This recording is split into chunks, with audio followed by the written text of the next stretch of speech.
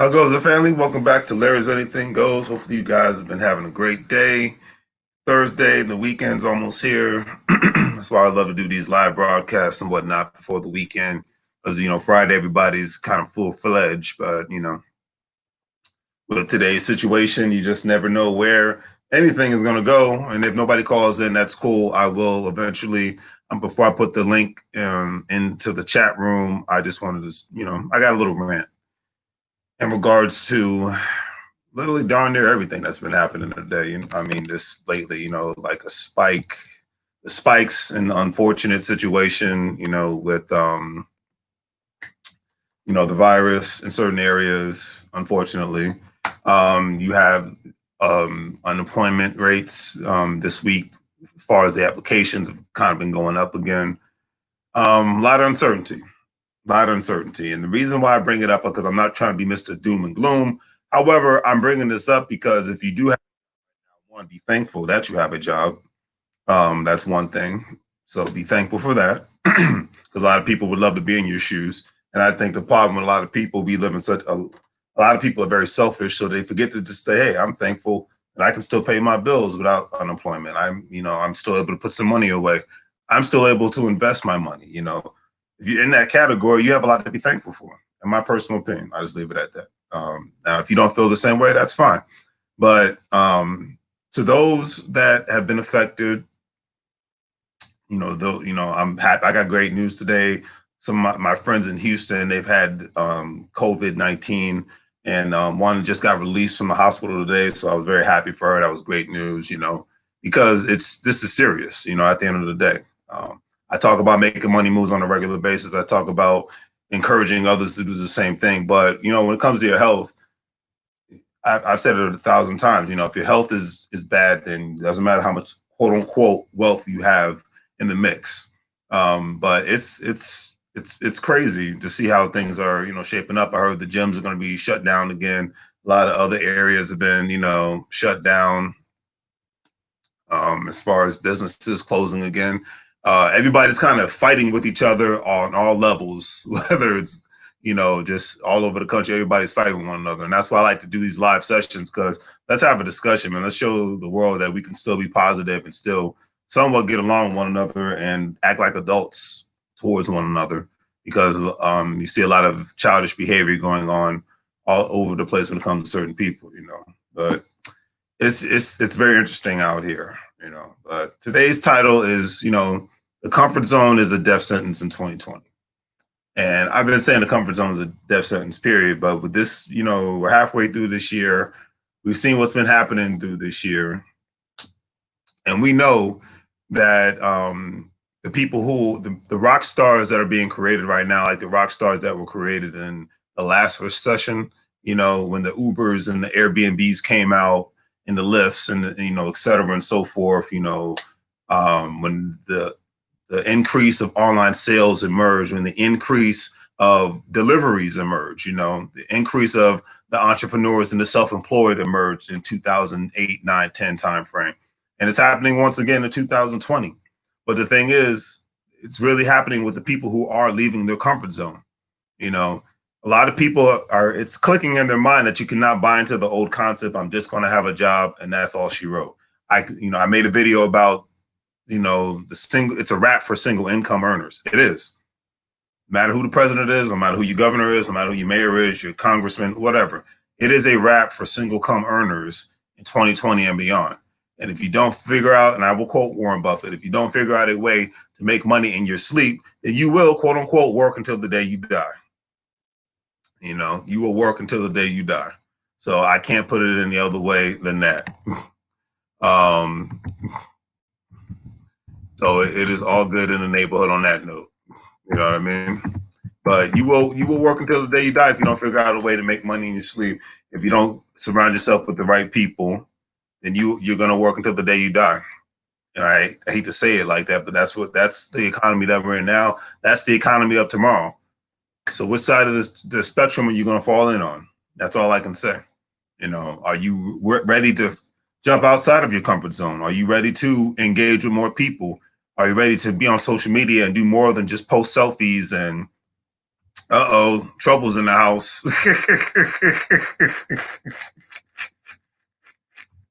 Trouble's in the house. Adrian Gonzalez.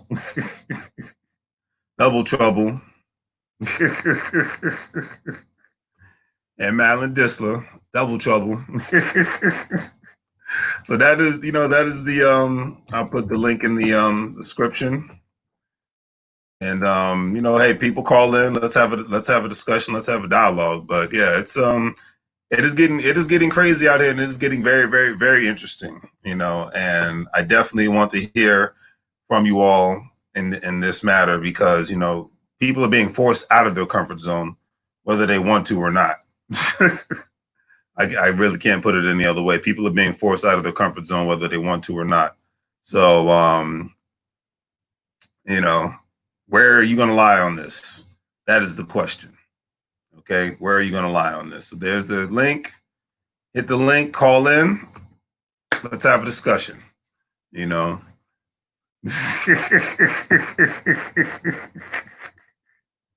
goes your nickname, Adrian. Hadrian. Hadrian. As Madeline will call you. Got to put that up there. Yeah, got to put Adrian's. Yeah, it is very true that life begins outside of your comfort zone. I completely agree. I know you do, young man. I know you do. Go ahead, hit that link and call in, man. Let's have a discussion. Because it's what's going on today.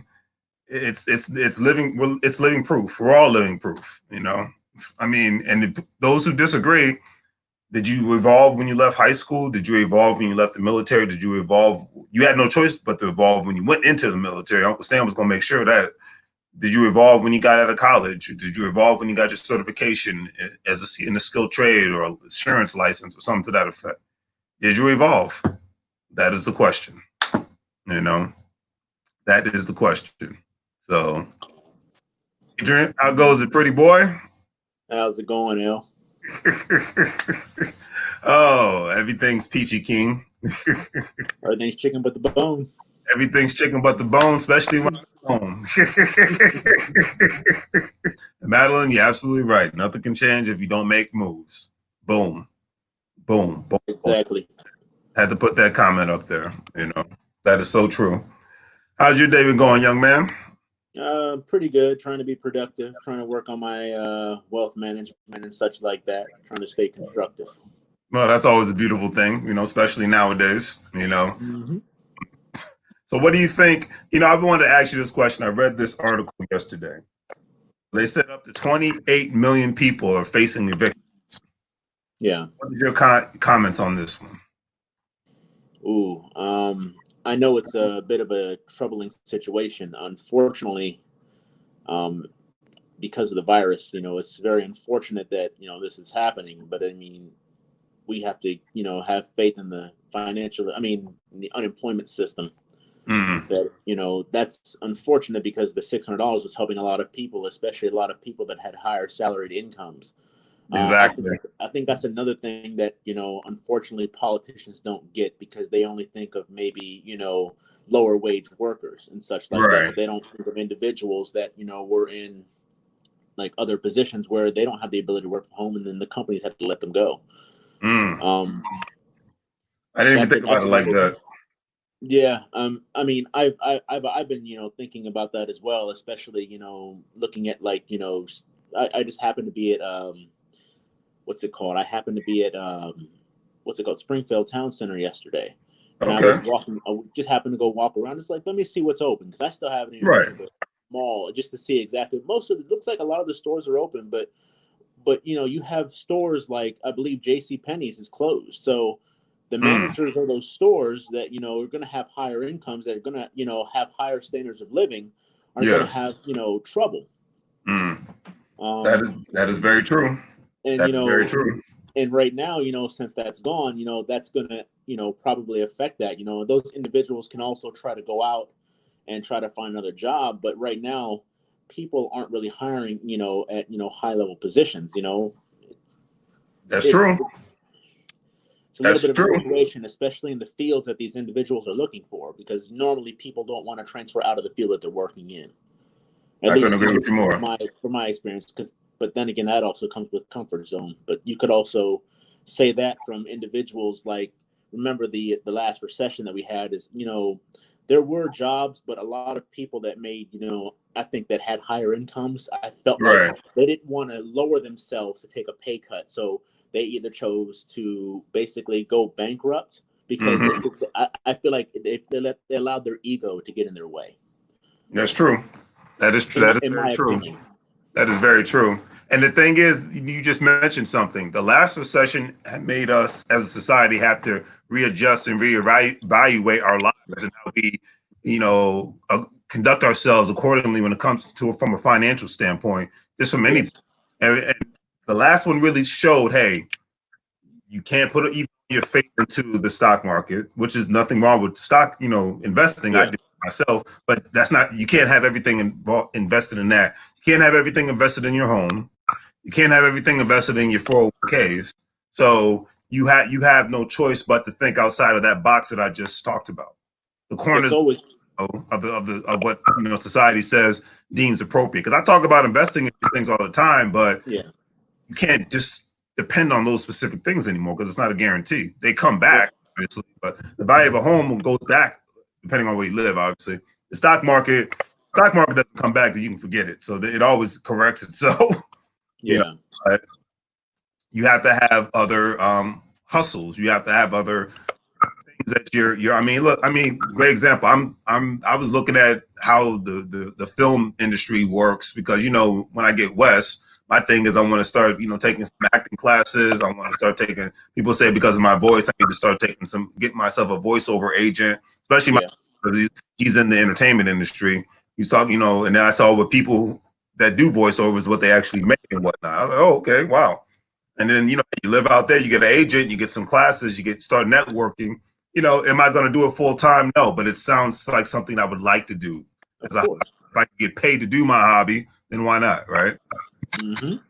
And that's me going outside of my comfort zone. I haven't acted on a set a day in my life, so Yeah. closest thing I've ever done is a school play and whatnot. But so that's I guess that's going out. That's a great example of going outside of your comfort zone. I mean, Yeah. what hypothetically speaking, what would you do in the future that's outside of your comfort zone that you haven't done before, but you're interested in doing, and maybe you could turn it into something that's profitable, but you enjoy it all at the same time? Well, um, that's a. I mean, I don't really have. I mean, I could. I thought about doing other things like doing Notary Republic and stuff like that, and other That's a great certifications. thing. Yeah. Yeah. My I mean, buddy, who's a usually real when estate agent, his one of his colleagues, she just got certified today as a notary republic. really. Yeah. Yeah, I even wish her congratulations. I'm not friends with her or anything, but he is Maurice. But more and more people are doing it now, especially because more states are allowing people to do it from a virtual standpoint, Yeah. as documents and whatnot from a notary, from a virtual, which just makes sense. Everything's digital now, so I mean, the fact that a doctor can have a doctor's appointment via Zoom, or Skype, then that tells you where we're going. Obviously, as a Exactly. but I think that's a great idea because the beautiful thing is that's another business that you could start on the side, S corp LLC. You can do it wherever you want to, and then obviously you get licensed in the right states that you want to do it in, and then you move and act accordingly. That's just more tax write-offs for you, and a chance for more revenue, and heck, maybe even a chance to even network with more people. Yeah. Exactly. And that's all it is about. It, especially in real estate investment. It's all about networking and making Exactly, connections and such. You never know if you exactly, don't speak up. It's always good to exactly. network. I couldn't agree with you more. As one of my favorite YouTubers says, Jason Black, closed mouths don't get fed. So, and I couldn't agree with that That's statement true. more. But I think that's a great thing, and the thing is, have you ever been a notary republic before, Adrian? No, no, I haven't. Exactly. But you're willing to take the chance, right? That, and I've also been thinking about doing like the whole Grubhub, this resolving a motor vehicle situation. But Right. Of once that's course. Of resolved, course. then yeah, There want you to get go. multiple streams of income going. another stream of income, more another way to be a 1099 self-employed contractor. Therefore, Uncle Sam's going to give you more bang for your buck at the end of the day. You know, Mm-hmm. and that leads me into what I was going to talk about again. I wrote a blog a couple days ago talking about the 1099 economy. Where we are, Yeah. in a sense, and more people are becoming more 1099 employees, and I see more corporations as a whole moving more of their people into more of a 1099 contractor status, so that they don't even have to worry about paying benefits or anything of that nature. And then if they're not in a W-2 status, but it's like it's a catch-22 because you as a 1099 person, obviously you have a better chance of getting laid off or whatnot, but you get more tax write-offs at the end of the day. And because when tax season come, Uncle Sam's really going to pay you way more compared to being a W-2 employee. But you put yourself in you're in, there's arguments where people can be much more vulnerable, but I think most smart people who are employed by somebody knows that more and more states are becoming right to work states. Correct me if I'm wrong. That is true. That is So definitely that true. being said, whether you're W-2 or 1099, you're vulnerable anyways. I mean, because one of my favorite YouTubers, Dinah Samir, on Search for Uhuru, he left corporate America. He lives down in Atlanta, Georgia, and he said what was really it for him was two reasons. One, he wanted to be able to go on vacation more, so he has like 3 different businesses now.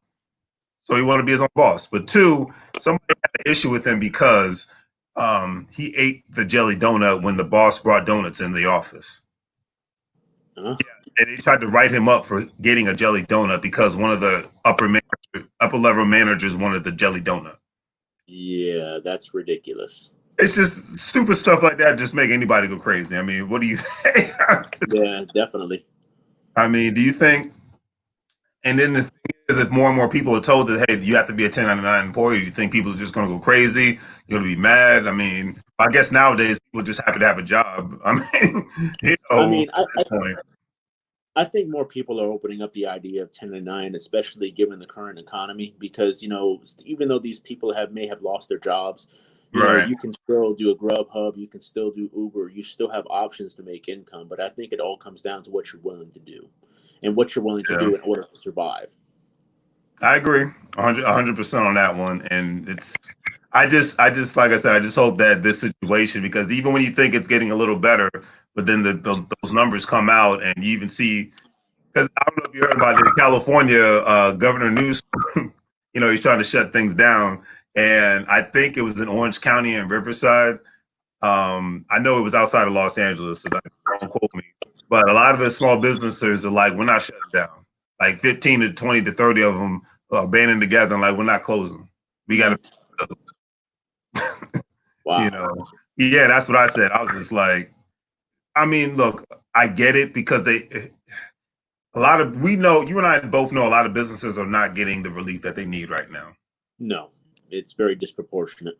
Yes, and a lot of them are not going to make it if they close down again. Yep. So I kind of get it. I mean, it's funny. Elon Musk is like a Suge Knight of the car Yeah, industry. he is. He's the one that said, "You're going to close me down." He said, "You're going to have to come and arrest me." Yeah, I remember when he did that. He was pretty straight. Well, he did it via Twitter, didn't he? He did. He did. It was like a gangster move. I mean, like that's a boss. Yeah. It's like I can't hate on it. It's like this man said, "Hey, look, this is how it's going down. We opened up. We moved to Nevada or Texas. How do you want to play this?" And they said, "You know what? Do what you do. Do what you want to do. Do what you do. Sorry for the inconvenience."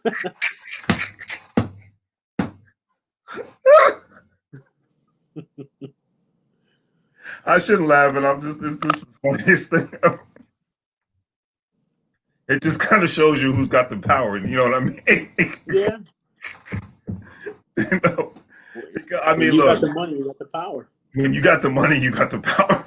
Because look, I mean, I got a lot of love for Elon Musk. I don't agree with everything that he's about, but I mean, for God's sakes, the man helped create PayPal. You got SpaceX, which that's in Los Angeles. You got Tesla, which is based out of Northern California. So he contributes a lot to the California economy.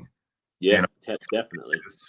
To both parts. There's only two parts of California. There's Northern Cali and the Bay Area. There's Southern California where San Diego and LA is. Everything else is just desert. So he also has the Boring Company. You're right. Yeah, he also has the Boring Company. You're right. The ones that made the flamethrowers. You're right. Yeah. Wait a minute. What's the name of it again? The Boring Company. I didn't even. That makes the flamethrowers. I didn't even know that. Are you serious? Yeah, the Boring Companies. They like boring, like to drill. Really? Like, so, yeah, they made flamethrowers. Oh, I didn't even realize that. They didn't realize it was going to be a success, and then they realized people wanted them, and then they came out with a limited supply of them and sold them. They were like $1,500 a piece. Are you serious? Yeah. You know what? You know what? I can't even hate on it. It's like, I read his book, his background and how he came up. Guy that came up from a working family in South Africa. Yeah. Went to Canada and then eventually made his way to the United States. And hey, it's just, like I said, he played his card and he won. It was like a game. He was like, and because he wasn't bluffing, he's like, hey, either it's gonna go one or two ways. It's gonna go this way. It's gonna go that way. So we got my other brother in here. Chris. There we go. Now see, Chris is another great embodiment of somebody who. You doing, sir? Hey, how you doing, man? How's your family doing, man? I know number 2 is on the way. Yeah, a few weeks. All right, man. All right. I see you still got the thing going. Yeah, the beer. You try to go down and you try to get like Rick Ross, or how we doing it, man?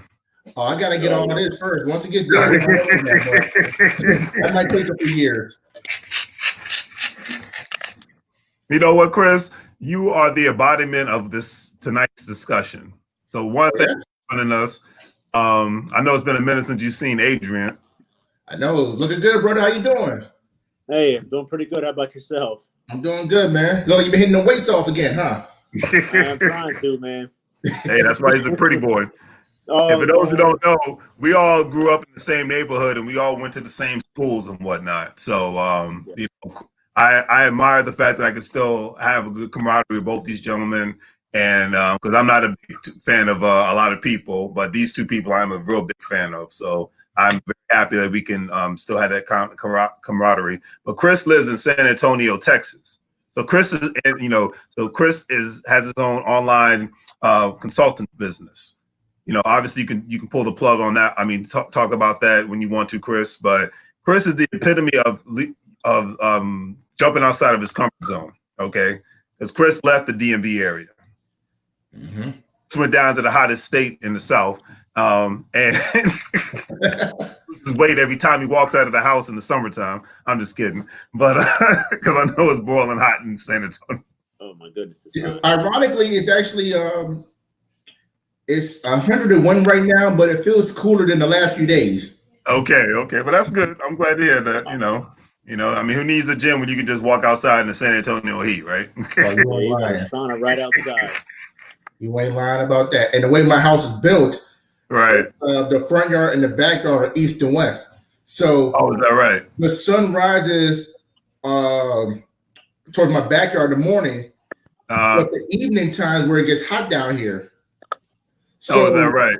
Yeah. So by 5, 6 o'clock, it is boiling hot on the front side of the house. And it got to the point that I got to be careful opening my front door from the outside in because I burn my hands on that doorknob.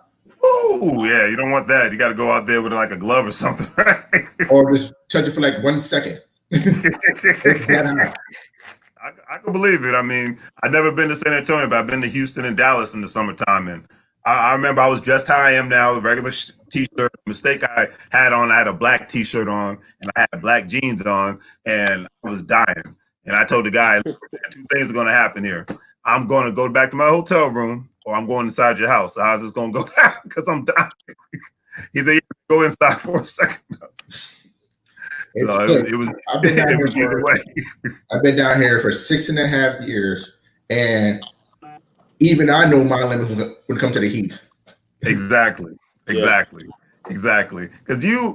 so let me ask you this question, Chris, because you drove down there from Virginia, right? Yeah. I remember. So what went through your mind? Because I know what's going to go through my mind when I make that long journey. But what went through your mind when you were driving down to Texas? Well, Starting your new life. You know what I mean? well, Don't got to get too personal, but just no, we get jump personal. outside the comfort zone and just take that leap. You know what I mean? Well, for starters, I got to be personal because it involves everything to get out of my comfort zone. Besides friends and family, I went down here to be with my fiance. Well, my wife now, but she wanted to be with her family. I'm sorry, no, I have to go. I'm going for a late dinner. I didn't mean to interrupt you guys. Oh, no, you good, man. Oh, no problem at all, Adrian. Yeah, thanks for having me on. Hey, Chris. Oh, no problem, man. I'll definitely talk to you later, all right? Okay, talk later, Adrian. Good seeing you, man. All right, man. Take care. Be easy now. Yes, sir. Take care. Mm-hmm. All right. But so like I was saying, I had to take that drive because when we closer to my wife, but right. To her family. So even I'll tell you right now, there was no plan B. It was either drive down there or figure it out. I put in my 2-week notice in for my job already with the federal government. Got you. My leave was already up on the first of December, so I was done. Everything packed up.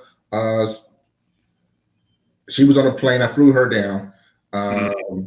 My car was packed. Her car was being shipped down there. Oh, okay. Dropped off the all the cable equipment from Comcast. Gave it to my mom, so she dropped it off, everything like this, so we don't get no fines or anything like that. So, of course. So I dropped that off, and what was it? I mean, literally, we got everything at the house on November 30th, I believe. Because wherever it was, that was it. So that Saturday morning, after I dropped off at the airport, I just got in the car and I drove. Got you. Made a couple stops. Made a stop in Tennessee. I want to say a little bit outside of Nashville, or Memphis, one of the two. And the next stop was in Lafayette, Louisiana. So how was Nashville? I heard that's a very beautiful city. I'm sure you didn't tour it, but maybe you got to see a little bit of it. I was too tired. I got to the hotel, I went to sleep.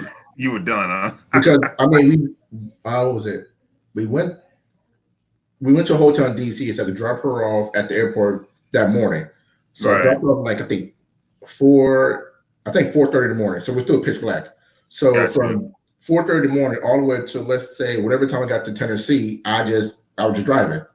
Got you. Had my music on, everything just kept going. So when I stopped in Tennessee, I got myself some food, went to sleep. And at that time,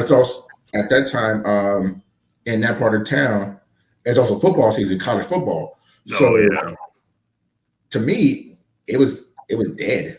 That whole daytime, it was dead. Is that right? It probably could have been fun at nighttime, but I was so tired. I slept through the whole night. I believe that. I can believe that. So got the car driving down to towards Louisiana. Our boy Yusef, he at that time lived in New Orleans. Oh yeah, I forgot about that. So I hit him up like, hey man, I'm out there in New Orleans for just a night, everything like that. Let's go link up or something. He responded back saying, I'm just leaving Virginia now. I'm in South Carolina. I'm like, all right, well, we ain't gonna link up. So I made a stop at Lafayette, and you're gonna laugh at this one, man. Okay. You're gonna laugh at it. This is one of those stories that honestly I should turn to a little cartoon segment. Because I did everything that you see in a movie that you're not supposed to do. Is that right? Okay. You didn't drink the Kool-Aid, did you? So I get to Lafayette, and the shopping center that I was at, right, looks familiar like Central Park in Fredericksburg. Got you. So I'm like, okay, looks a little familiar. I'm okay with it. Cool. Go to this hotel. Mistake number one. Went into the hotel. Nobody's around. Okay. So I'm thinking that's my first mistake. I should have left then. But I'll look around. I seen a hallway. Okay. The hallway's pitch black, except for one room that had a light flickering. Okay, that sounds like some Walking Dead stuff right now. Mistake number 2. I rang the bell. Okay. When I should have just got out. Yeah. Okay. Like the movie Get Out. Here's mistake number 3 you're gonna be laughing about. Okay. Okay. Here's the part that you should never say in a movie or in real life. Hello? Is anybody here? You did that? I did that. You got to remember, I've been on the road for like easy 8 to 10 hours. I'm tired. I need to get a bed to sleep. I mean, Lafayette's not that small of a town in New Orleans that you can find something, right? Well, like I said, then I started hearing noises. That's when I got out. What, did you hear somebody breathing hard? I don't know. I heard them shuffling. I didn't hear nobody say anything. I heard shuffling. I got my stuff. And I went to the hotel right next door. Okay. Did you say anything to them at the hotel next door? That's the question. No. Okay, because I'm like, what the hell's going on? I did not. You were tired at the time, so. But the hotel next door was your mind. for me and everything like that because they actually had discount for the federal government. And is that right? So I like, all right, I got there. So I went to the shopping center to go get me some steak and everything. Okay. And it was pretty good. So slept the night. Then that morning, I left Lafayette and got to San Antonio by like mid-afternoon. Okay. Because I know obviously Louisiana is right next door to Texas, but how far was Lafayette from San Antonio? Probably about 3-4 hours, if that. Lafayette to San Antonio? Yeah. No. Longer than that? 8 hours. Oh, Lord, have mercy. It's about 8 hours. I keep forgetting that I'm not familiar with that part of Texas. I'd have to obviously look that up online or whatnot, but I keep. Yeah, it was about 8-hour drive because it was, like I said, Lafayette to me is like maybe 30 minutes from New Orleans, and it's about that same time frame, 8-9 hour drive. Is that right? Yeah. So when I'm in Louisiana. By the time I get to Texas, now mind you, this is December. Okay. All right, we were cold. I had my coat on and stuff. By the time I got to Texas, I'm in a t-shirt. It's 80 degrees. I'm not used to that in December. That was a big difference, wasn't it? I mean, I got my coat on. I got my coat on. I got my Timbs on. I expect it to be cold. I'm in my car. I had to get a little bit. By the time we get there, I'm sweating. I bet you are. Okay. I heard that once you cross, it's kind of like Maryland when you cross into Pennsylvania, the color of the road is, and it gets like a little crappier. Is it the same way? I heard it was the same way when you go from Louisiana to Texas. Like Louisiana, the roads are kind of jacked up compared to once you cross that Texas borderline. Well, because it's on a major highway, I really couldn't tell. You couldn't tell. Okay, got you. I couldn't tell. Now, if it was on any off roads or like small town roads, maybe, but at least on I-10, it wasn't that bad. Okay. I was just making sure. Well, at least it's a good thing that you was able to get there before COVID and whatnot, because I know now they're checking IDs and whatnot when you try to go into Texas from Louisiana. Yeah, they do a lot of things out here. Yeah. So speaking of which, what is the current situation down there right now? I mean, I know it got worse, obviously. So how is the current? Because it looks like they're going to shut everything down again everywhere. So yeah, they are. I guess it's just inevitable, huh? It's just a matter of time because I mean, when you have major companies like Walmart, for example, telling everybody, hey, throughout the whole country, United States, you will have to wear your mask to get into a store. When you have to do that outside of the state telling you to do that, then you know there's a big problem at hand. And I never thought that Walmart would make that bold move. Smart move. I thought that was a great thing that they did, because I'm like, it's sad that you have to keep telling people to put on a mask when you go in these specific establishments. It's just like, I get that you have your rights and your freedoms and whatnot, but you don't have the right to put people at jeopardy. You just don't. Well, they now have, I'm going to say semi-armed security. I'm not going to say fully armed because they don't have no guns, but I know they got the stun guns.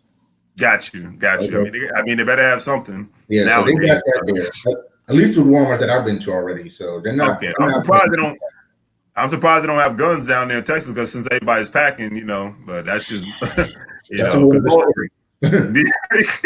well, I noticed, I can't speak for San Antonio, but I noticed in Houston and Dallas, majority of the security guards, but this is in private buildings, they're all armed because they know everybody's packing down there. It depends on the store too. If the store has a big old sign that says you can't bring arms in, you can't bring arms. But at least so they do enforce that down there. Yeah. Okay. I'm they have to put the sign on the door. If not, people could come in with all sorts of weapons. Because at least here, right, you are allowed to walk around with like non-military issue weapons. Got you. So if you have a rifle, you can bring that. You can carry that. You have a shotgun, even sawed-off shotgun, you can carry that. As long as you have it with you. Now, I noticed that when I was in a Walmart one time, this dude just had his shotgun around him and whatnot. I said, okay, well, I guess he just let the world know, or he's going hunting or whatever he's going to do. Yeah. It is what it is. Thank goodness I ain't seen nobody with that around here, but they are allowed to have it. Oh yeah, I figured. I mean, doesn't put me at unease or anything like that. It's like it is what it is. But right. So when you finally arrived in San Antonio, what was that moment like for you? I mean, obviously you happy to be with your at the time fiance, now wife, but what was that moment like for you? Because you knew that there was no turning back, right? Nah, it wasn't.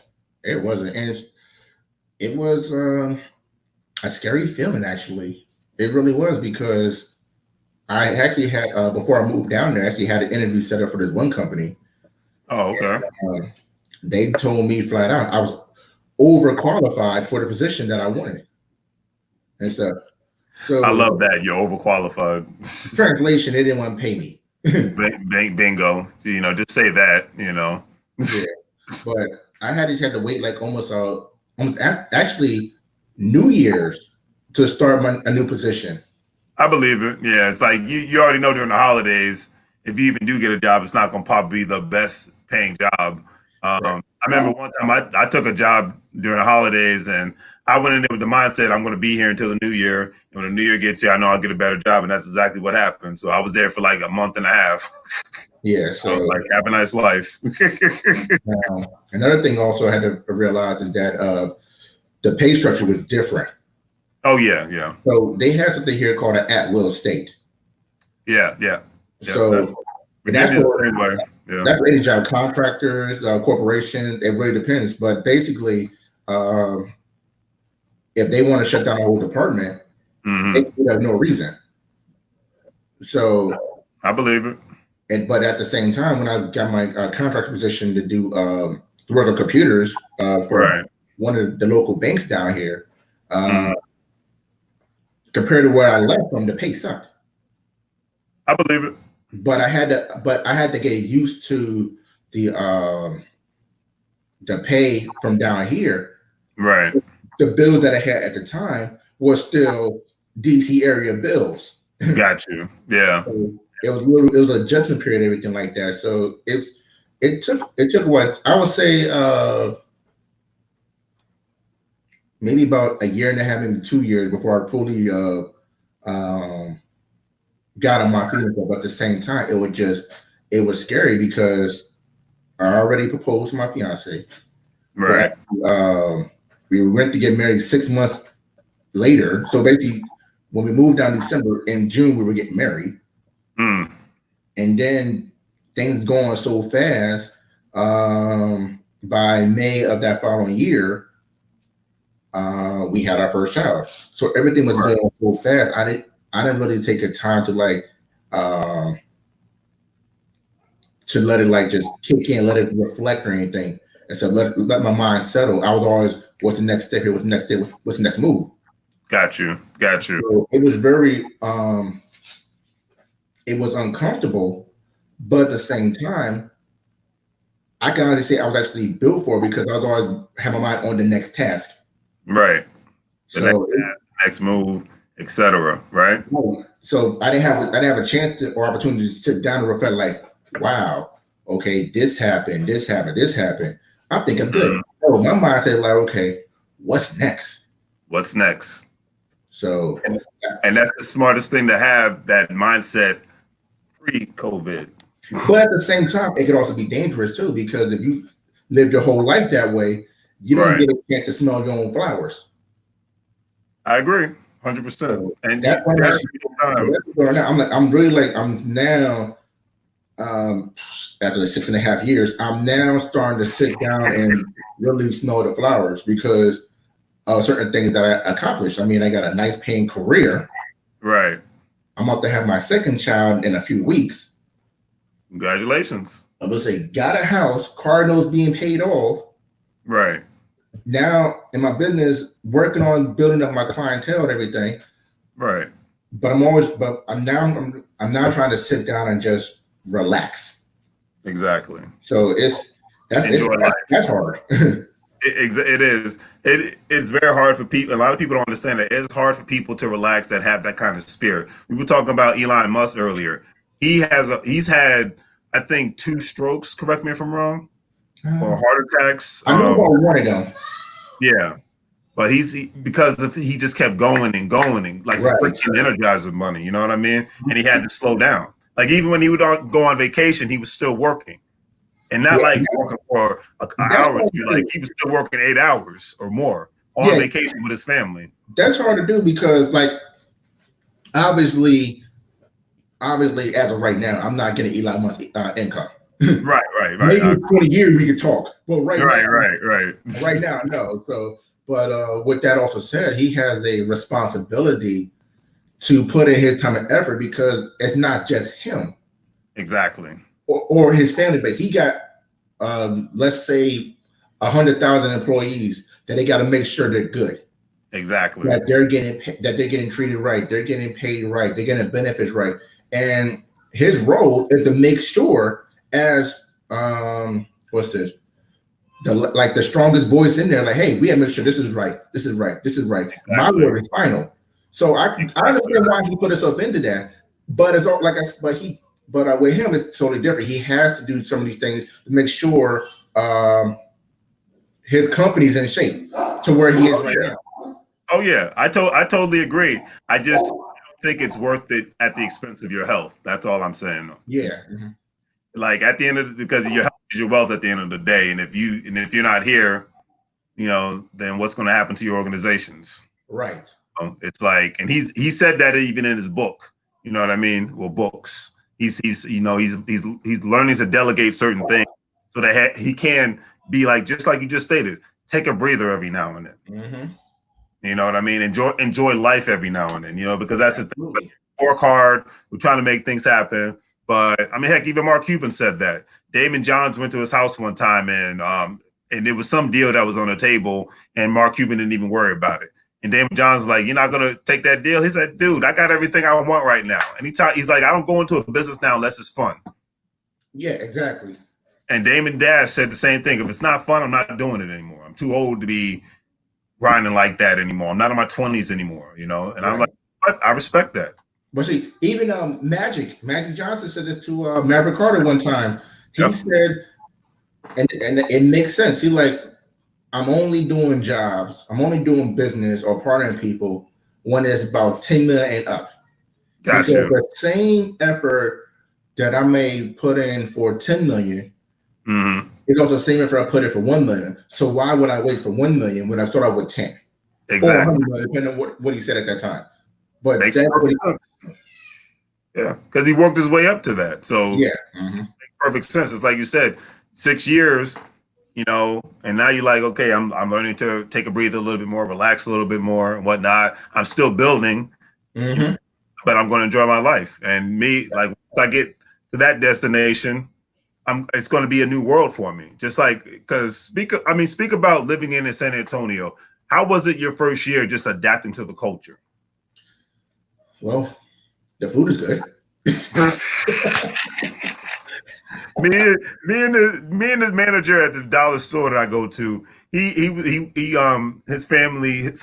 brother moved to Dallas, and he was talking about how much he loved the authentic Mexican food compared to the food that you have in Virginia and whatnot. Oh yeah. He was just like, man, he's like, I'm definitely moving to Dallas within the next year. I said, man, go for it. I said, don't let anything stop you stop what you want to do with your life.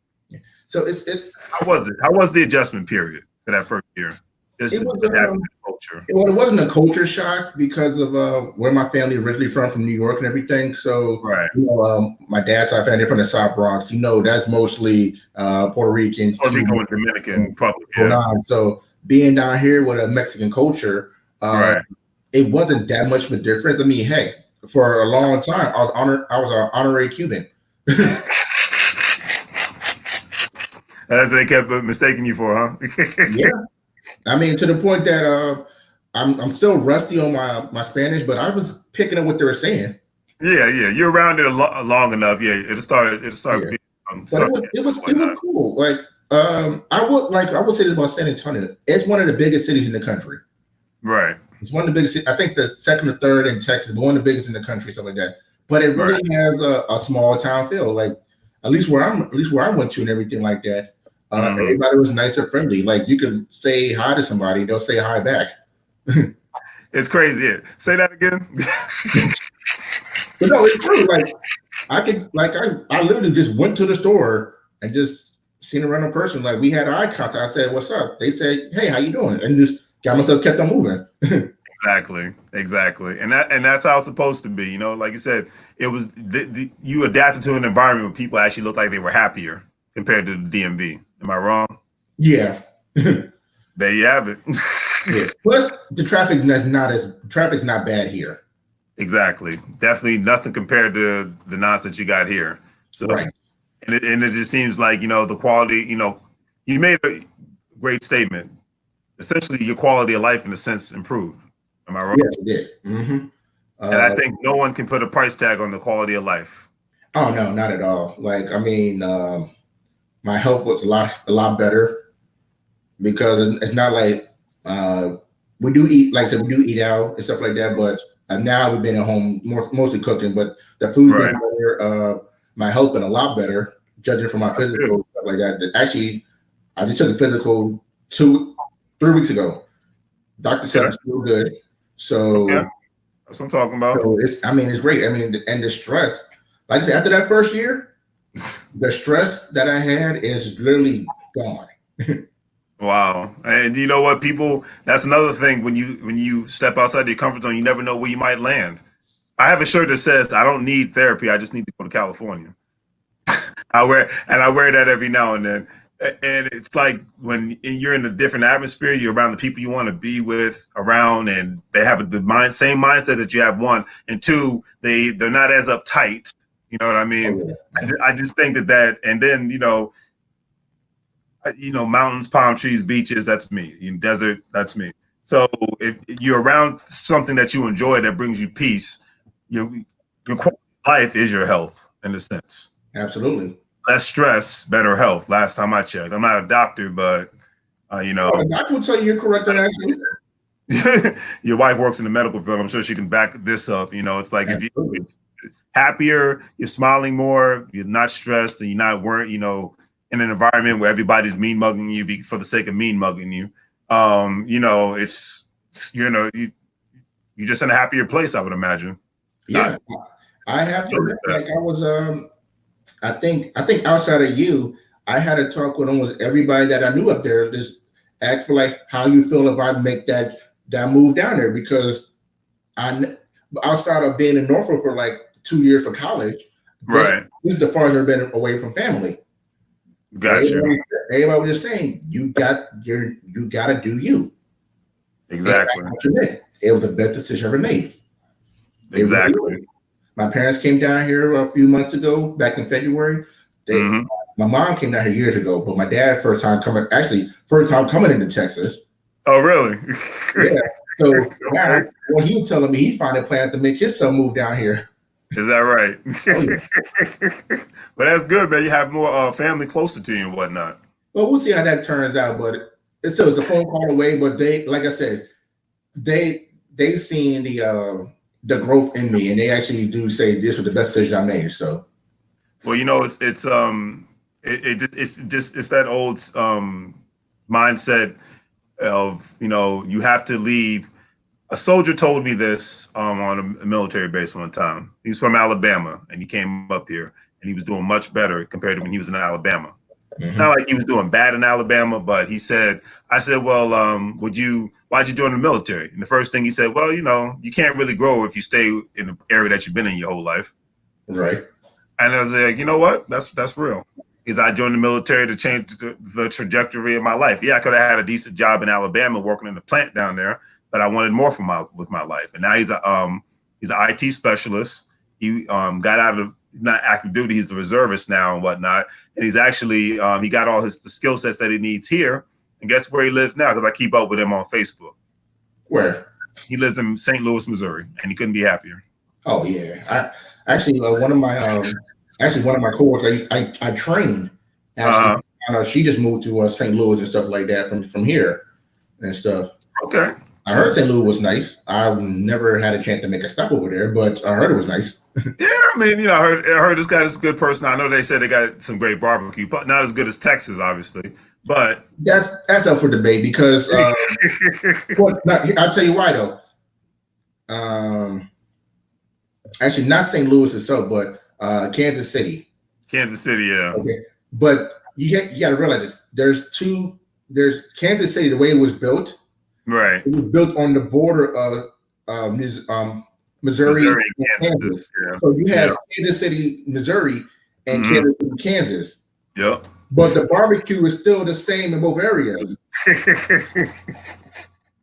So people are talking, oh, Kansas City barbecue. I'm like, which one, Missouri or Kansas? Exactly. Like, it doesn't matter. They're basically right next door to each other. It doesn't matter. Yeah, because if you ever just look at the map in itself, and if you even look at a Google map, map of it, it's just like, I mean, come on now, Google. Yeah, hop skip over. There's no big difference. I mean, there's just the only difference is the state laws. That's the only difference, because one of my favorite rappers, Tech Nine, he's from there. Yeah. City, Missouri. He lived in Kansas City, Kansas for a little bit, but it's all the same at the end of the day. So, but I mean, I think it was, like I said, I commended you. That move that you made 6 years ago inspired me to want to keep going because I was a lot of self-doubt about leaving. But when I saw you did it, somebody I knew growing up, I was like, okay, he did it. He made it. He's continuously prosperous. I just need to do it. And what happens, Kay said, I said, what will be, will be. Yeah, you got to. You really, okay. From as long as I've known you, okay, and that's 20, 25 years, okay. About the size of it. You always talked about California.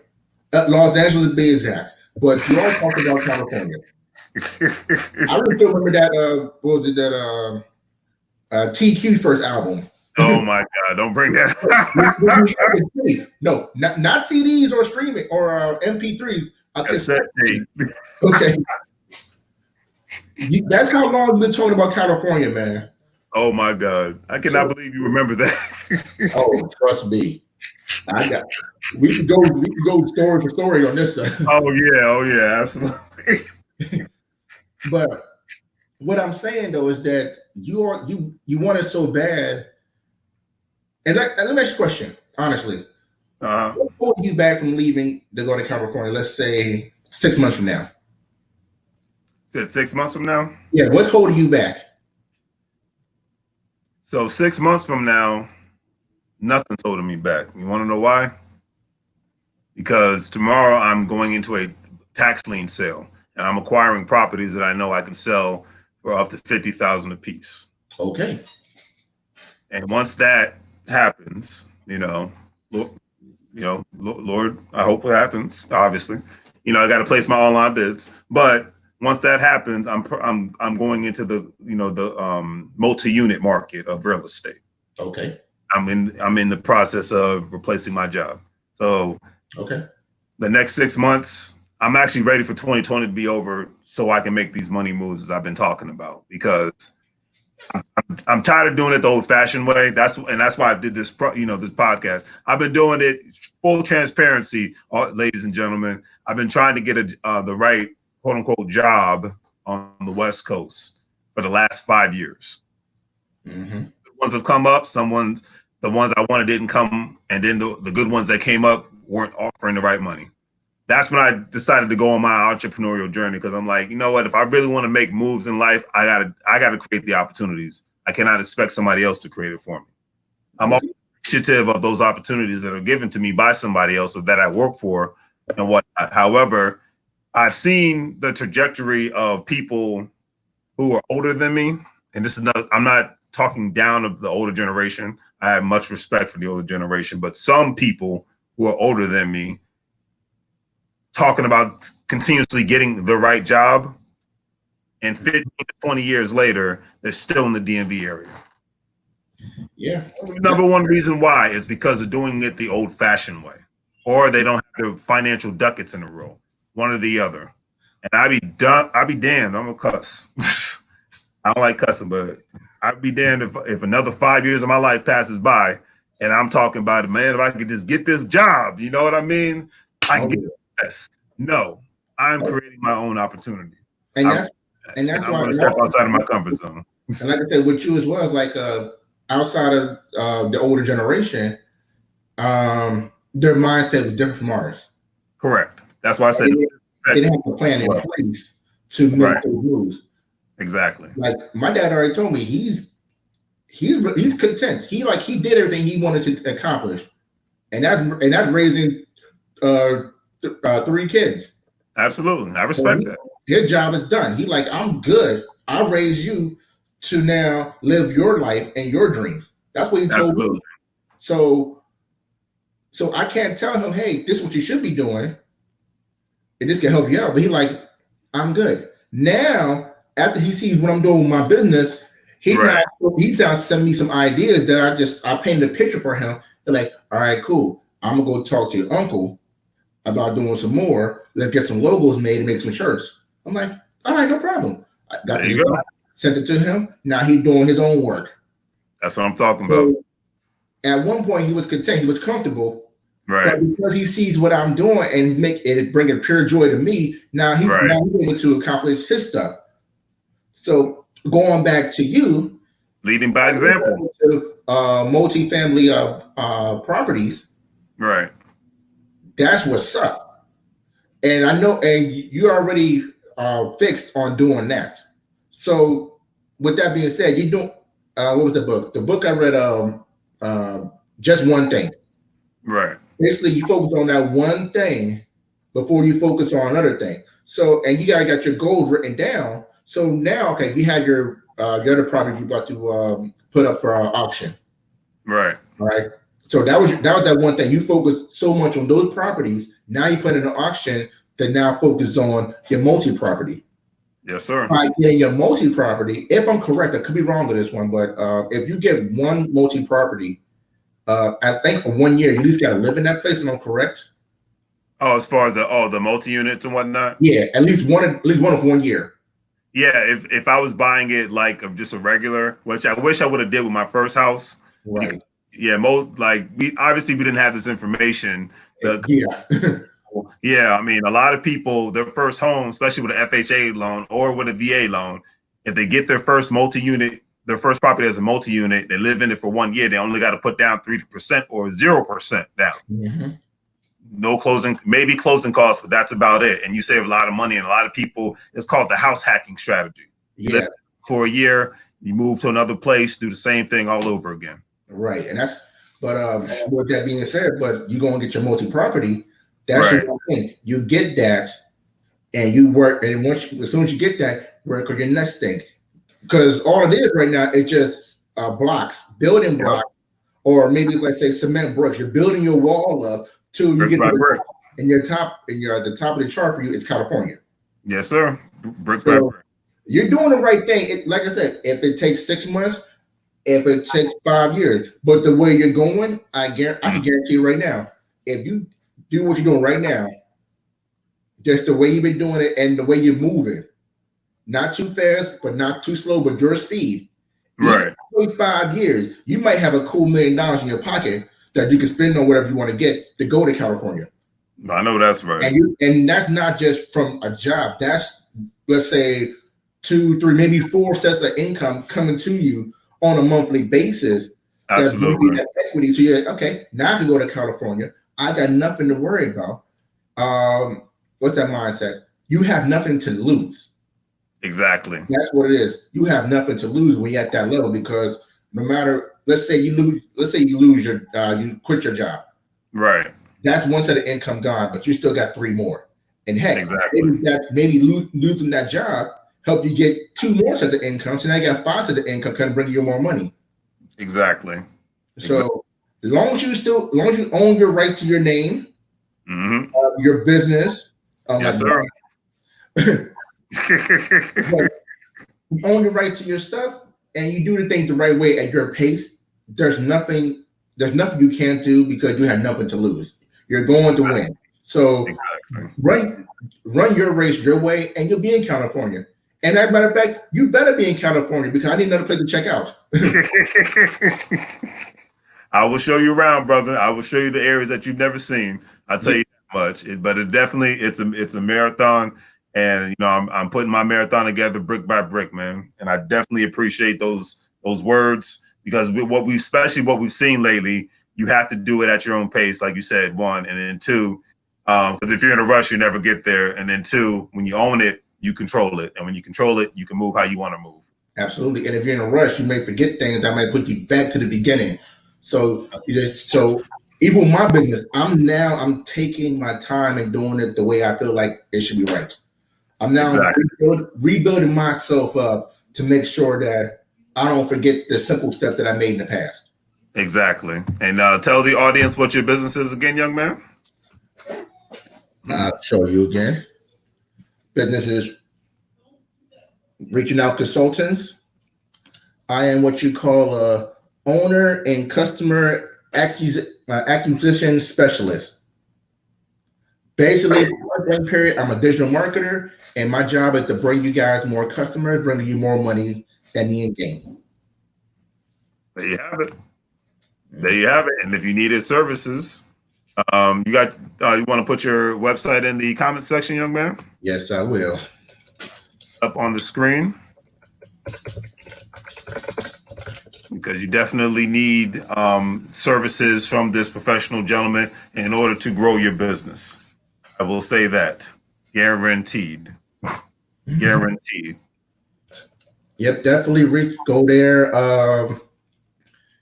Go there. Feel free to contact me. My email address is on there too.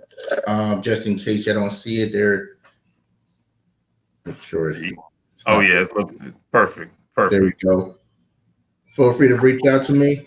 Do what I can. Web design, social media marketing, bringing positive reviews to your business, which a lot of people don't realize that's how important that is. Matter of fact, I'm actually making a video of that tonight.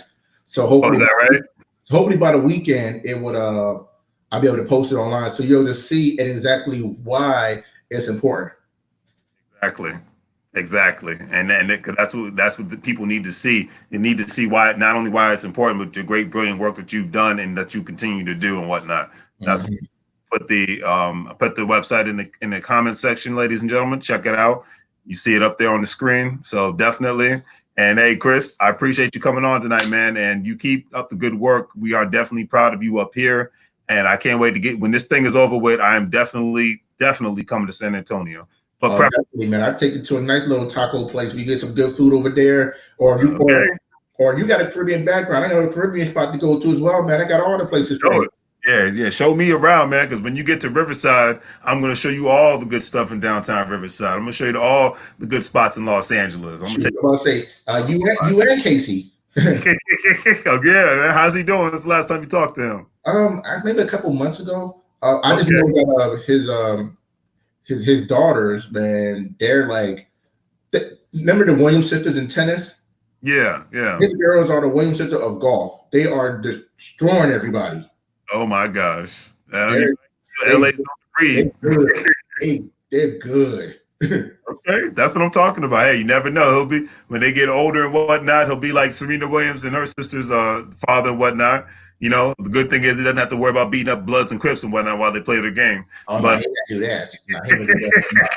These girls are monsters on the golf course, man. They destroying people out there.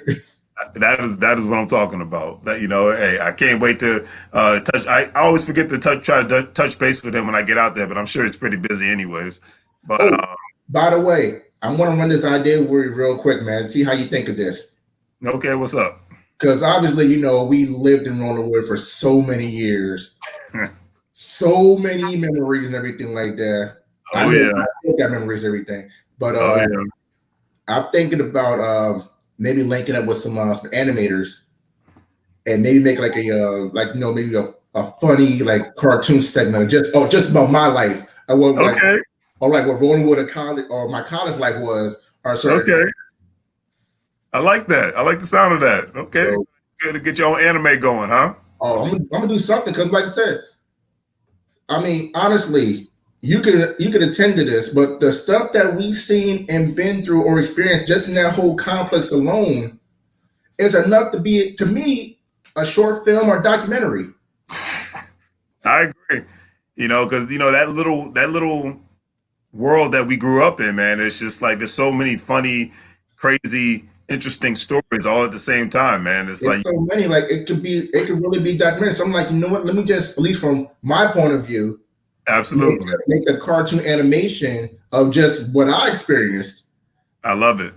I You know, take it, people man. get a laugh out of it. Mostly laughing about myself because a lot of decisions that I made that was stupid. But Hey, man, it's a part of growing up, right? And you're alive to tell it, so that it wasn't that crazy. Because I mean, it's still crazy to me that James is no longer with us, man. It's like yeah, I heard about that. over 10 years ago he died. I was just like, Mhm.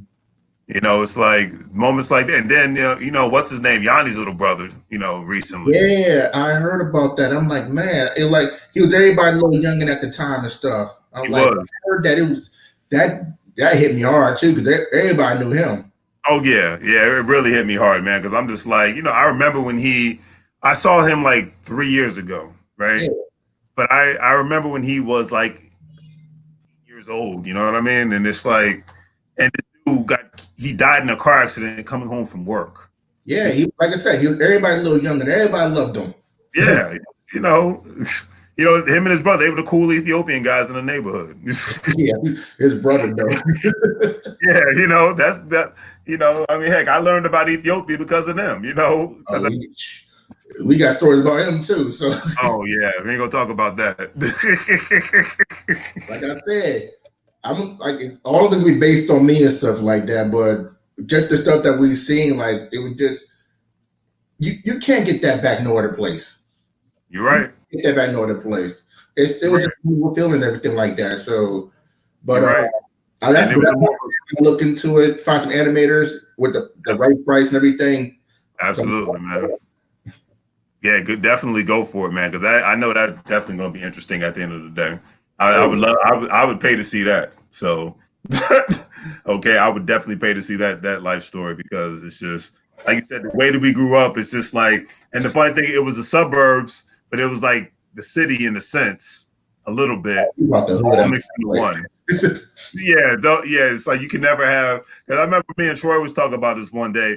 You remember we would sit on our porch and whatnot. He's like, we felt like Craig and Smokey and whatnot from Friday, just sitting on the porch having conversations. Talking about life.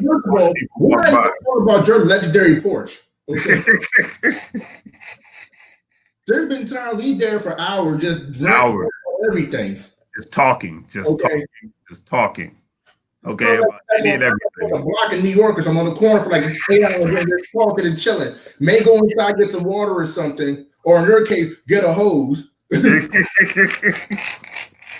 Yeah, we would not leave that area. Yeah, it was like, hey, it was decent, it was quiet, no issues. We, when it was you, me, and Dennis, we weren't making a lot of noise and whatnot. So, we didn't like, because we were smart, we didn't like having a lot of attention drawn to us, That is true. Counterparts, they love attention. But yeah, we were just cool and just having a conversation and I mean, it's like it'll never be the same in Rollingwood. That's all I can say. I mean, I would pay to see that though. I'm gonna put that in effect. Like I said, I'm looking for animators, everything like that. See how much they're gonna cost and everything. Because right now, my idea is like maybe like a quick, maybe 5 to 10 minute short stories, and everything. Okay. It's like maybe like the almost an idea like what was it, the Charlie Murphy stories. Okay. So I still talk about it, but I have the anime clip coming in because Got everything. So I like the sound of that, man. I like where you're going with this. Look at you. You're gonna be on Netflix before you know it. I want to give me full control of my projects. Yeah, because we already know what's happened recently. That's the only way. So, because what is it? That one young lady who's from Britain, Mm-hmm. her show's on HBO. I forgot her name. But Netflix tried to get her show, but obviously the caveat was she would lose control of the master and whatnot. And she's like, no, I'll stick with HBO because I have control of my master. So yeah, and like I said, another sad thing about it is the same thing with like I said with Nick Cannon. Like Nick Cannon, yeah, show for 15 years, running for 15 years, and you didn't own the rights to your show, to your name. I'm sorry. That to me, I'm sorry. Yeah, he estimated value about $50-60 million. I get that. Right. But that was a dumb move if you ain't own your rights by then. I mean, we talk about all the time how music artists don't own their own publishing because of what they signed years ago, and they have to go through their money to get that back. Exactly. 50 million. And the stuff that he said about Viacom, I hate to admit it, but you want your name, you better just go ahead and rebrand everything because you want that name back. You're going to lose either 30 to 40 already to get that because they're going to charge you a lot to get that. Oh, absolutely. Yeah, I mean, and the funny thing is, speaking of which, it doesn't surprise me that this happened. I saw the interview. I didn't see how it was disrespected, but obviously some people didn't want, they didn't like what he said. But I'm surprised Nick Cannon hasn't been fired from anything recently, anyways. For the way he's been, as far as talking about. I mean, I knew the day was going to come. I just didn't know it would come this soon. Well, I was wondering when. Nick Cannon was treading water. He was tiptoeing on a situation. That he did and stuff he said. He went full Farrakhan. Yeah. You can't go full Farrakhan in today's world and not expect anything. Yeah, because everybody's getting in trouble nowadays. I mean, you can't do that.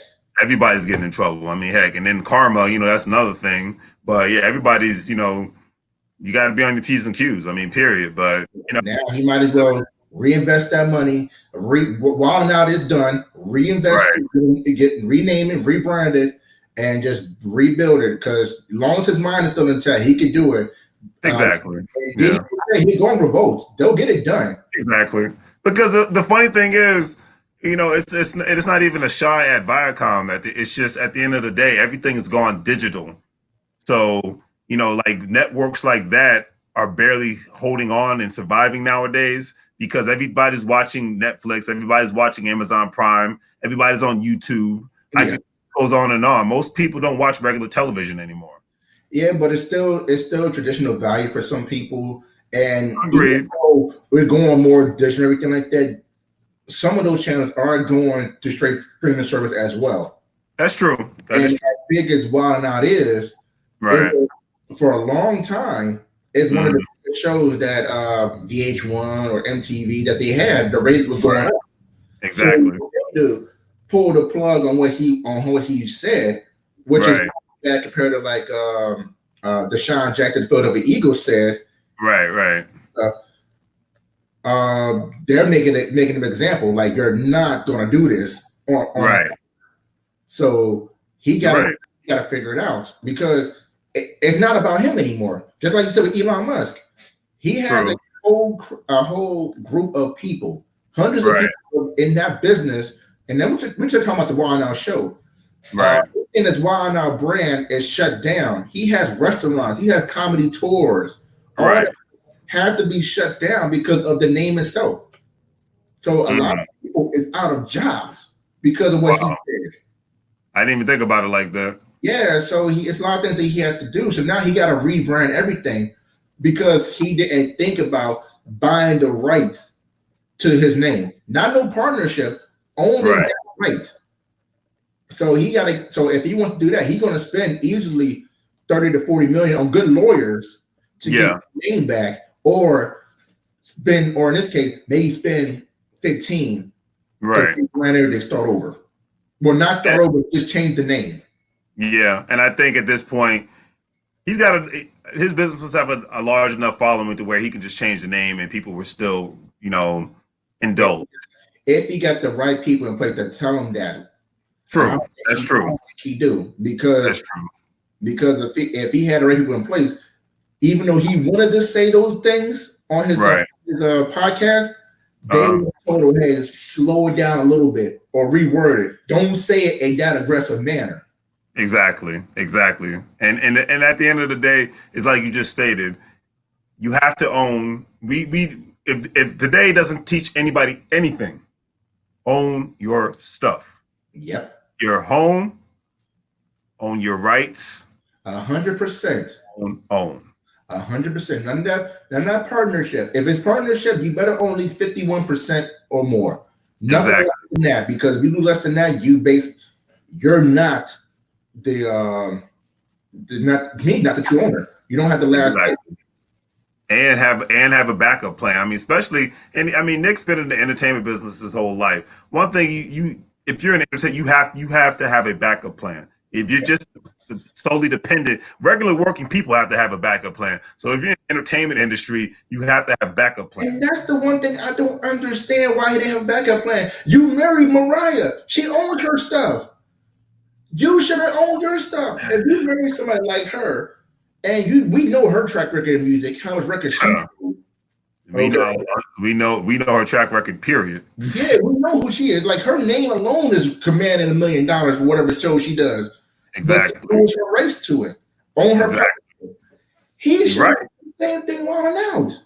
You're right. I agree. I think he just got comfortable. Kind of like what we've been talking about, Chris. He got comfortable. He got comfortable in a bad way. That is $1 billion business. He got restaurants all over the place. Yeah, restaurants, clubs. Yeah, Miami, Atlanta, San Diego, LA. Every place he had a Wild Now show on, he opened a shop there too. Yep. So it's like, then he had the tour and everything like that. Yep. And some of his comedians he'll put on. Mm-hmm. I just found out that their show, they gotta take off Wild Now Presents. Wow. Because if they don't, then they can't do their show either. And to me, he literally is this generation version of Keenan Ivory Wayans. I agree. He may not be as completely funny as them. Right. He's able to put people in a position of power and get their own platform. That's what's here for this generation. Yes.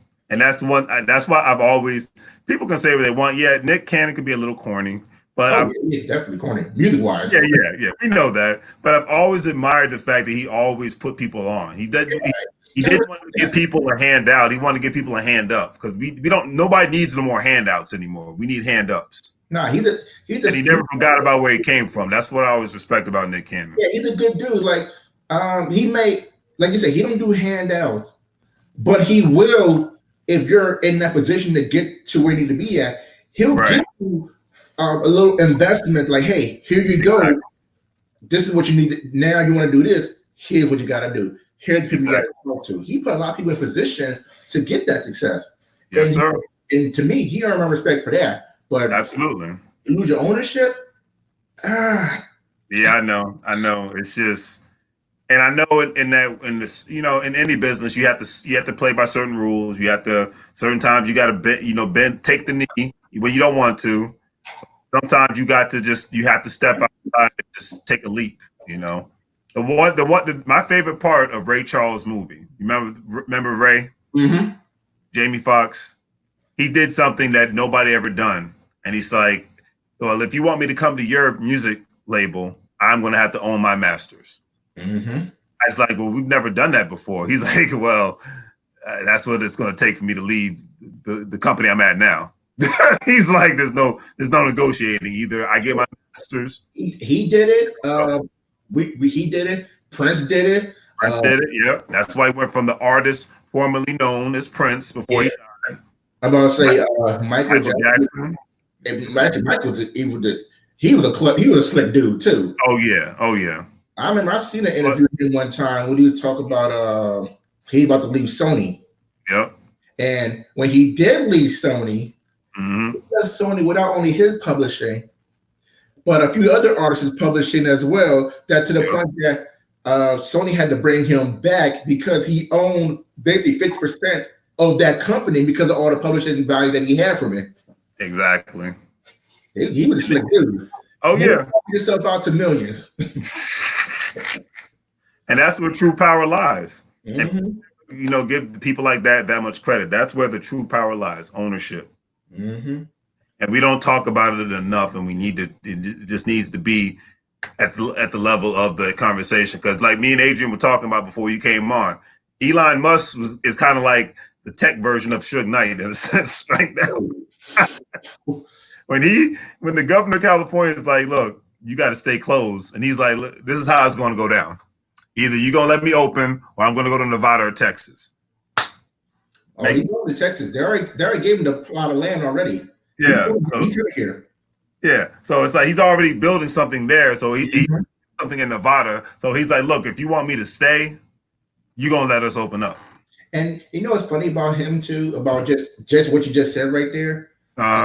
Because his company is so big, it's $1 billion company. The multi-billion-dollar company. Yes, sir. He said that our governor, like, come on down. Translation.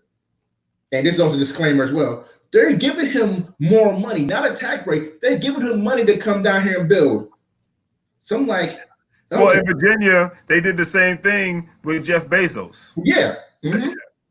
They was like, he was going to come here anyways, but he's like, well, yeah, we'll give you this amount of money, these tax breaks, et cetera, if you come to Virginia. Because remember, it was supposed to be between Oklahoma, New Jersey, New York, and all the, you know. So he's like, all right, well, hey, I'll take your money. Okay. Because his money came to Virginia. Now, I never understood why Jeff Bezos wanted to build his facility in Queensbridge. Okay, so here's the thing. I don't know why he chose Queensbridge, but he chose the DMV area because he owns the Washington Post. And I knew that. So yeah, everybody knew that. And in New York, I know he owns another business that's up there. I forgot the name of it. You probably know, don't you? Nah, I can't think of it, but okay, but he owns and he has a place there too. So he wanted his East Coast facilities to be in places where he already owns a property. It just makes sense. Yeah, so Queensbridge. I mean, Queens isn't as bad as it used to be back in the day. You know, it's kind of, most of New York is gentrified outside of the Bronx. Most of New York has gotten better. Yeah. Most of it. I'm not going to say all of it, but most of it's gotten better and whatnot. So yeah, but still, Queensbridge? Yeah, I mean, You got a place in Queens you can go to instead of Queensbridge, I know. I agree. I don't disagree at all, but it shows you nowadays the true power of the dollar and whatnot. So when people say something like that, I mean, and guess what? Tesla's open and SpaceX is open. Yeah, but we talked about it a long time ago with a lot of things. Money talks, and I know I ain't trying to hold any more of your time. I know you got to go and everything, but money talks, and like even the same thing we're not gonna get into whole politics, but we know money goes. Oh yeah. But that's how it goes. If you got money, you have power. Well, I'm glad you mentioned that. Yeah, before we get off, because at the end of the day, you've heard of the Hidden Color series, right? Mm-hmm. All right. So great series. And matter of fact, I want to get the gentleman's names right. George C. Fraser. I had to look at his book. George C. Fraser. He's a very successful businessman. He's from New York. Very intelligent gentleman. Read one of his books. Can't wait to read another one of his books and whatnot. He's a great philanthropist. Okay. One thing that stuck with me that I never heard in my life and I didn't get it. Do you know who the smallest demographic is in this country that do not vote? Asians. Oh, yeah. I'm about to say that, but I want to make sure I got it right. But yeah. Yeah. So Asians do not vote. And I'm not saying nothing bad or racist or nothing like that. I'm just saying that they have a huge demographic of not voting. I'm actually giving credit and respect. Mm-hmm. But they do one thing that most people don't. They write checks. Mm-hmm. And George C. Fraser said They don't worry about voting. Worry about how you can write a check. I agree. You know what? I respect that. If you want to vote, vote. That's cool. But I've said this now, and I'll say this till the day I die. Who you bank with and who you spend your money with holds more power than who you vote for. I agree. I agree 100%. Period. Because at the end of the day, when the election's over, you still got bills to pay. I mean, things were like this. We both worked in the federal government for years. And when that 2012, when they had a government shutdown for 2 weeks. Right. Now, I was considered an essential worker, helping out people and everything like that, fixing the computers. But just talking to some of the executives that were there before they leave, I'm like, you know what? I've been through, they already said it, like I've been through 2 lockdowns, government shutdowns, everything like that. Right. Yeah, I think I'm going to retire. And then retire, and then you start seeing their pension plan, their benefits. I'm like, holy cow! And then that's not even. And then also the company that I work for. I'm not going to say their name on live TV because, to a certain degree, I actually still need to work with them. Right. Yeah. This isn't nothing negative towards the company or the government. No. But I just talking facts and figures here. But because of certain situation that happened with the company, everything like that, some of them just like, okay, I'm going to retire. But when I seen their stock options, I'm like, holy cow! Like their stock option was literally like a few $100 million easily. Right. And I'm like, exactly. They've been working with the company for like 20, 30 years. I'm like, yeah, money talks. Money talks. Money talks.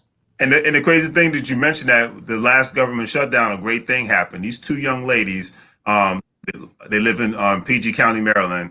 They both work for the federal government. One just retired once the shutdown was over with. They opened up their own bakery shop in Maryland. I heard about that, yeah. They were on Ellen, man. They made national news, and Ellen even gave them a lot of marketing, because of what happened. So out of bad, something came good. Yeah. And their whole family works for the bakery, and they love it. I did a video on it last year. These because I had to put that story out there. I'm like, these ladies, like, I'm more happier now than I ever was. I needed something like this to kick me in the butt and give me a boost to say, I don't want to just work for somebody the rest of my life. I want to create something, and I want to create something for my children and my grandchildren. That was exactly what their words were. And I think what's going on now, it's like it's the same thing. This pandemic is going to show you 2 things. The people that don't know what they're doing with their life. Right. And the true hustlers. Agreed. That's what this pandemic is going to show you. It's going to show you who really wants it and who's just going to let go, who's going to ride it out. Exactly. Because it's like I mentioned earlier in this video, times like this create entrepreneurs. Times like this creates new stars. We didn't have Uber and Airbnb during the last recession. Right. That came afterwards. Mm-hmm. People have scaled businesses and get 1099 and contractors and getting more tax write-offs, things of that nature. I mean, like this one young lady who's 23 years old. I saw a story on the Learn at Your Leisure podcast. She's 23 years old in Atlanta, and she owns up to 40 Airbnbs. And are still making money to this day in the Atlanta metro area. Okay, 40. And she owns none of them. They're all rentals. Whew. And that's another thing I want to step into possibly by the end of next year, because I'm like, okay, I can have a couple of rentals, scale them, make money off them off Airbnb as long as they're in the right locations. I don't own the properties. Only I have to have rental insurance, which is cheaper than having home insurance, owner's insurance. Mm-hmm. Taxes, keep stocks up on whatnot. You make sure you got a cleaning crew on standby to make sure everything's good. And she just works out these individual deals with landlords. Yeah. And it doesn't affect her credit. And she's got so much inventory, she had to create her own cleaning business just to keep up with the freaking inventory of the houses. Yeah, that's not a bad idea either, man. Just getting it all set up. So it's like, yeah, I mean, I know it's getting late, but I'm just like, this is the stuff I get excited about, man. This is, as I said, these are some crazy, weird times we're living in, but they're exciting times all at the same time. It's because the ideas are, as what's the word I want to say, organic. It's really like all the ideas are organic. Like I mean, even the idea I'm talking about just for my own, bringing my own little show, animation show, and everything.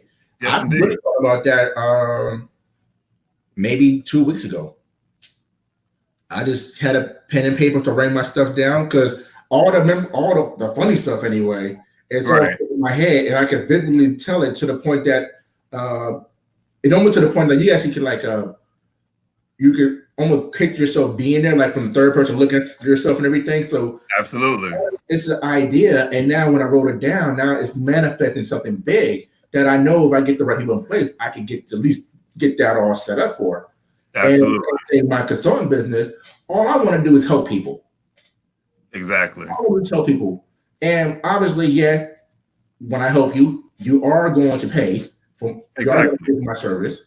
Absolutely. But my job is I want to see it through from beginning to the end. I want to help people get more customers. I want them to get more money so they can live comfortable. And my job to help out. And that's the thing about it. And like you said, I gotta be fun, have fun with it. I'm having so much fun.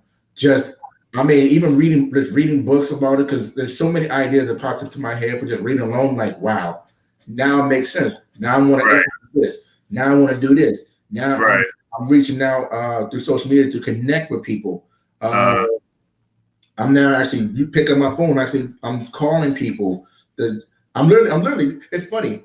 I was actually my mentor. I actually talked to him about it, and he actually hit me up with this. Like, Chris, did you just ask somebody for money? I'm like, what do you mean? Just ask them for money. That's what he said. Just ask for money. So I'm like, hey, like LJ, I need $500. You'd be like, $5 for what? I'm gonna build your website. Give me $500. But I'll make sure it be the best website that you get that's gonna bring you, let's say, 10,000. I just want I need 500. You're like, okay, here's 500. Now I gotta make that work. Exactly. Run with it. But that's what he said. He said, just ask. That's it. That's it. And the same thing with reviews. I'll give you a tidbit right now before I make my video for reviews. All right. So a lot of people, a lot of companies, and these are good companies, by the way, that I know I reached out to a few times. They may have on Google or Facebook or Yelp, maybe in a total, those 3 platforms, maybe like 10 reviews. Okay. In a span of years. And I'm like, you're a good company. You got, and like on Facebook, one company, like you got like maybe 10,000 followers or likes, but you only got in total 10 reviews. So I gave him a point. I'm like, listen, here's 3 ways you can do this. And I'm giving you the first one right now, LJ. How about a phone call? Just call them up and tell them, hey, this is such and such. Thank you for shopping with us. Thank you for being a valuable customer. Right. Here's what I'm going to do for you. I want you to go to Google, or like, here's the information. Go here. Give me a review of my service. If it's a positive service, put it down, and I'll give you 50% off your next service or your next product. Now that's smart. Now translation. Let me clarify. Make sure like a 5th grader understand this one. This is such and such for Foot Locker. You just bought a pair of LeBrons from us. We appreciate it. How about you now? Here's what I can do for you. Go to Facebook, find Foot Lockers, find our location in Foot Lockers, give us a positive review, and when the next Jordans come out, I'll give you 35% off on them, and guarantee to have it in your size when you come to the store to get it, so you don't have to wait in line to get to find out your pair is not there. Give me one positive review, and I'll make that happen. Boom. What do you think's going to happen? They're gonna take action. Exactly, but these companies, a lot of these companies don't even ask. They don't know what to say. So when you got somebody got 10,000 followers, let's say Instagram, Facebook, or even Google, you got maybe 5 stars, but you only got like 5 or 6 reviews. I just gave them a tidbit of what they can do. Now the issue is, well, I got maybe 100 people that just bought my stuff today. There's no way I could call them. Now, for a fee, I can take care of that for you. Got you. I see where you're going. Mm-hmm.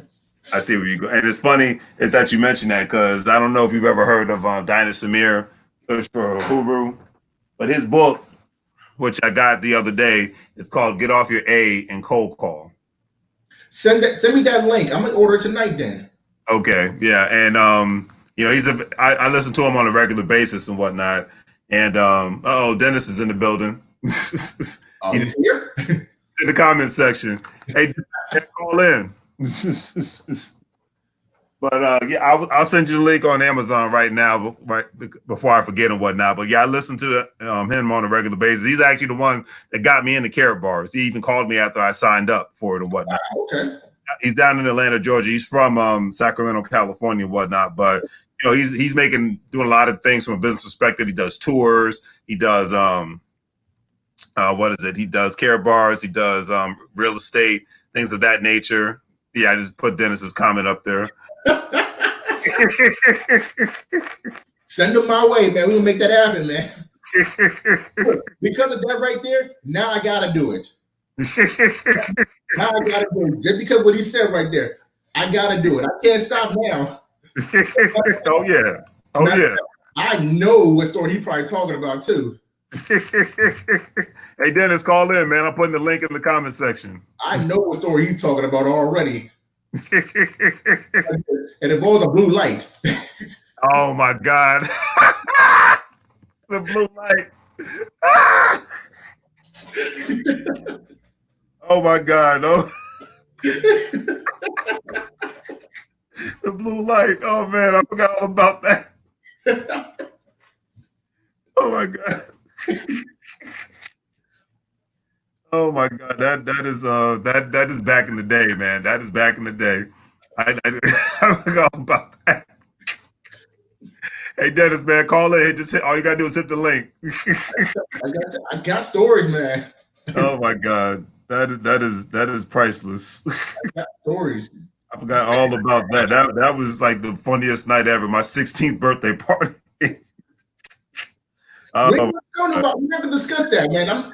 No, that's gonna be episode. I'm gonna make it. Yeah. You got to put that in an episode. I just sent you the link on Facebook or whatnot. Oh, okay, yeah, he's with his family right now. It's all good, brother. Yeah. But yeah, man, that talk about memories. Episode, man. I'm guaranteed that. I got stories for days, man. I know that's right. Anyways, thank you, Chris, man, for calling in. I appreciate that. We definitely got to do this again. I'm looking forward to the anime, and I know you're going to continue to be prosperous in the things that you do. If you ever check out Dynas's platform or search for Uhuru on YouTube, you might end up doing some business with him because he's got a lot of things going on, and he'll need services like yours. So you just man. Yeah, so definitely look into that. So each one teach one. Thank you again, sir. And I will talk to you later, man. And please tell your wife I said hello. I will do, man. Talk to you later. Tell your mom to say what's up and everything, man. All right, brother. Take care. All right, man. Talk to you later. All righty. All right, family. This is, I think, the longest broadcast I've had on Larry's Anything Goes. But you know what? I got no complaints. Thank you, everybody, for watching, and the likes and the comments. It's greatly appreciated. Thank you, Kimberly. I greatly appreciate that. Definitely got to do this again. I did not think I was going to go this long, but hey, it is all good in the neighborhood, and definitely do the great 3 things: like, share, and subscribe. If you want to check out the online stores for any specific products that Larry's Anything Goes has, we got what you need, from face masks. Just got the Larry's Anything Goes face mask in, and they look like this. Finally found the right carrier and whatnot. So if you want to let the world know that you're part of the financial intelligence family and you want to protect yourself, here you go. Here you go. Make sure I got it up there right. All righty. You can wear the name brand proud and all that good stuff. And obviously other products that you might need for personal gear and clothing and things of that nature. And if you want to sign up with the Care Bars International family, where we buy gold and we save it and you refer others, you can make money doing this, having them doing the same thing. There's no monthly fee. And once you sign up, I will give you a call personally and we can make money moves together. But on that note, it is late. I'm ready for bed. Talk to you guys later. Take care. And thanks again for watching, family. All right. And as always, make money moves.